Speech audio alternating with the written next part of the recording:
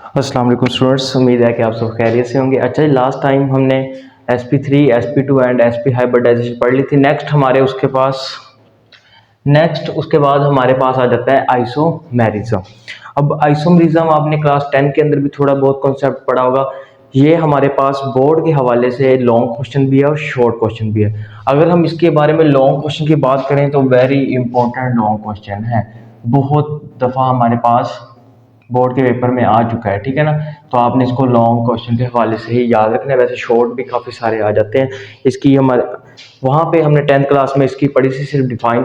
अब यहाँ पे हम इसको डिटेल से पढ़ेंगे, आइसोमेरिज्म होता क्या और इसकी डेफिनेशंस क्या है और इसके बाद इसकी टाइप्स कितनी है, क्या क्या है, वो सारी कुछ हम सेकेंड के अंदर पढ़ेंगे। अच्छा जी, आइसो आइसो मीन होता है सेम। आइसो मीन क्या होता है? सेम। मरिज्म आपने याद रखना है मालिक्यूल, खुद मालिक्यूल, ठीक हो गया। सेम मालिक्यूल, आइसोमरिज्म का मतलब होता है सेम मालिक्यूल। तो आपने डेफिनेशन याद करनी है, the phenomena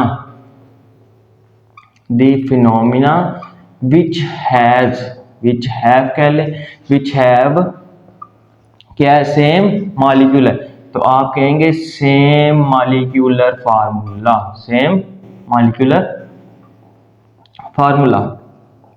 but different structural formula. अब होता क्या है?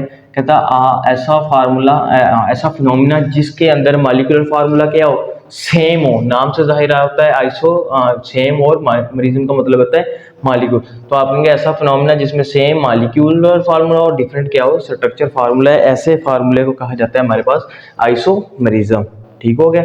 जिसका मालिक्यूलर फार्मूला सेम हो और स्ट्रक्चर फार्मूला क्या हो? डिफरेंट हो, इसको कहते होते हैं आइसोमेरिज्म। लेट्स सपोज एग्जांपल ले लेते हैं हम, पेंटेन की ले लेते हैं। पेंटेन की एग्जांपल देखें जी। पहले मैं लिखे 1 2 3 4 और 5 कार्बन। अब क्या हुआ? 5 कार्बन मैं लिखे हैं स्ट्रेट के अंदर। अब यही कार्बन मैंने 1 2 3 4 और 5, अब वो कार्बन मैंने ब्रांच में लिख दिया। अब यही कार्बन 1 2 3 4 5 1 2 3 4 और 5, इसको मैंने लिख दिया हाईली ब्रांच के अंदर। अब इसके मैं कार्बन पूरी करूं, मैंने आपको वैलेंसी पूरी करूं, मैंने आपको बताया था कार्बन की वैलेंसी कितनी होती है? हमेशा 4 होती है। तो आप कहेंगे एक लाइन है, पीछे रहेगी 3 और 1 4। इस कार्बन के साथ कितने लाइंस लगी हुई है? 1 और 2, पीछे 4 करने के लिए 2 रह जाएगा। यहाँ पे इस कार्बन के साथ 1 और 2 है, पीछे 2 लग जाएंगे। यहाँ पे कितने साथ लगी हुई है? 1 और 2, यहाँ पे भी 2, यहाँ पे 1 है तो साथ कितनी लग जाएंगी? आपके पास 3 लग जाएंगी। नेक्स्ट नीचे आ जाए, एक लाइन लगी हुई है, टोटल कितनी पूरे करनी है आपने? वैलेंसी 4, तो यहाँ पे क्या आ जाएगा? 3, यहाँ पे 2 आ जाएगा, यहाँ पे 1 और 2 और 3 है तो यहाँ पे 1 हाइड्रोजन आ जाएगा। यहाँ पे एक लाइन लगी है, पीछे 3 हाइड्रोजन। यहाँ पे कितनी लाइन है? 1, और इस कार्बन के ऊपर 1 है तो पीछे 3 हाइड्रोजन आ जाएंगे। इसी तरह इस कार्बन पे भी आ जाए, इस कार्बन के साथ 1 अटैच है तो यहाँ पे 3 हाइड्रोजन आ जाएंगे, 3 और 1 4 हो जाएगा। इस कार्बन के ऊपर आए 1 लगी है, 3 बाकी लग जाएंगे। इसके ऊपर भी 1 है तो 3 लग जाएंगे, इसके ऊपर भी 1 है तो 3 लग जाएंगे। अब इस कार्बन के ऊपर 1 2 3 4 इसकी पूरी है तो यहाँ पे कुछ भी नहीं आएगा। अब देखें जी, ये जो स्ट्रेट में है इसको नाम दिया जाता है एन पेंटेन का। इसको क्या नाम दिया जाता है? एन पेंटेन, यानी कि नॉर्मल पेंटेन। ये जो ब्रांच में होती है इसको नाम दिया जाता है आइसो पेंटेन, और जो हाईली ब्रांच में है इसको नाम दिया जाता है न्यू पेंटेन का। बात समझ लग रही है कि नहीं? अच्छा जी, नेक्स्ट हमारे पास कितने कार्बन है? 1 2 3 4 और 5 ही क्या है आपके पास? कार्बन है। हाइड्रोजन कितने हैं? 3 4 5 6 7 8 9 10 11 और 12, कितने आ गए?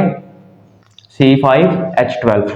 यहाँ पे कितने कार्बन है? 1 2 3 4 और 5 ही कार्बन है। हाइड्रोजन कितने हैं? 3 4 5 6 7 8 9 10 11 और 12, यानी कि यहाँ पे भी हाइड्रोजन कितने हैं? 12। अब यहाँ पे आज न्यू पेंटेन पे कितने कार्बन है? 1 2 3 4 और 5 कार्बन, 3 6 9 और 12, यहाँ पे क्या आ जाएगा? 12। अच्छा जी, अगर बात को गौर से देखें, H12, C5H12, C5H12, यहाँ तीनों में क्या आ गया C5H12, यानी कि जो मालिक्यूल क्या है सेम है, 5 ही कार्बन यानी कि 5 मालिक्यूल कार्बन के हैं, 5 मालिक्यूल कार्बन है, 5 मालिक्यूल कार्बन पे। हाइड्रोजन के 12 है, हाइड्रोजन के 12 और हाइड्रोजन के क्या है आपके पास 12 है। देखिए जी, आप कहेंगे मालिक्यूलर फार्मूला क्या हो गया सेम, लेकिन स्ट्रक्चर फार्मूला क्या हो गया डिफरेंट, यानी कि ये एन पेंटेन है, ये आइसोपेंटेन है और ये न्यू पेंटेन है। बात क्लियर है कि हमारे पास मालिक्यूलर फार्मूला सेम आ रहा है, लेकिन इन तीनों का स्ट्रक्चर क्या है एक दूसरे से डिफरेंट आ रहा है, तो हम इसको नाम देते हैं आइसोमेरिज्म का। अच्छा जी, नेक्स्ट हमारे पास आइसोमेरिज्म की आ जाती है टाइप्स। आइसोमेरिज्म की क्या आ जाती हैं टाइप्स। आइसोमेरिज्म की आगे हम देखे जाए तो आइसोमेरिज्म की हमारे पास दो टाइप्स होती हैं। एक होती है आपके पास स्ट्रक्चरल आइसोमेरिज्म, जबकि दूसरी जो होती है वो होती है हमारे पास जियोमेट्रिकल आइसोमेरिज्म। कौन सी होती है? Geometrical isomerism. ये दो टाइप्स होती हैं, ये आपने याद रखनी। नेक्स्ट अगर हम स्ट्रक्चरल आइसोमेरिज्म देखें तो इसकी हमारे पास 5 टाइप्स होती हैं स्ट्रक्चरल आइसोमेरिज्म की। कौन कौन सी होती हैं देखें जी। सबसे पहले आती है चेन आइसोमेरिज्म। कौन सी आती है? Chain isomerism. नेक्स्ट उसके बाद हमारे पास आ जाती है